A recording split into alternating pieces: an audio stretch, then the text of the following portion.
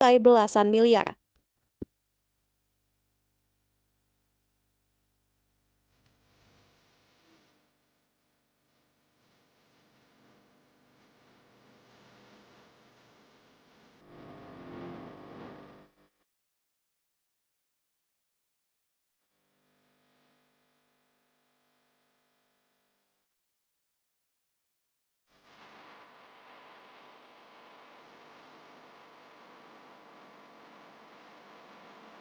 PJK3 dengan biaya yang seharusnya sesuai dengan tarif PNBP, kemudian uang tersebut mengalir ke beberapa pihak, yaitu sejumlah 81 miliar.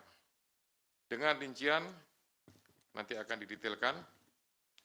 Pada tahun 2019 sampai dengan 2024, IBM diduga menerima aliran uang sejumlah 69 miliar melalui perantara.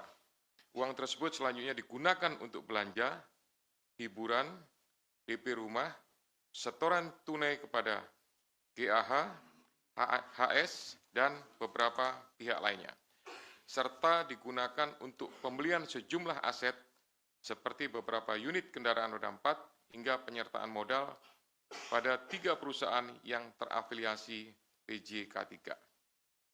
Kemudian GAH diduga menerima aliran uang sejumlah 3 miliar dalam kurun waktu 2020 sampai dengan 2025 yang berasal dari sejumlah transaksi, di antaranya setoran tunai mencapai 2,73 miliar, transfer dari IBM sebesar 317 juta, dan 2 perusahaan di bidang PJK3 dengan total 31,6 juta. Uang tersebut digunakan GAH untuk keperluan pribadi, dibelikan aset dalam bentuk pembelian 1 unit kendaraan roda 4 sekitar 500 juta, dan transfer kepada pihak lainnya senilai 2,53 miliar.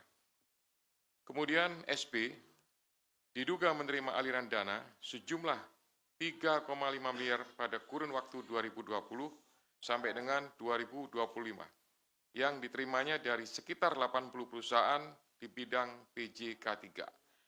Uang tersebut digunakan untuk keperluan pribadi, diantaranya transfer ke pihak lain, belanja, hingga melakukan penarikan tunai sebesar 291 juta.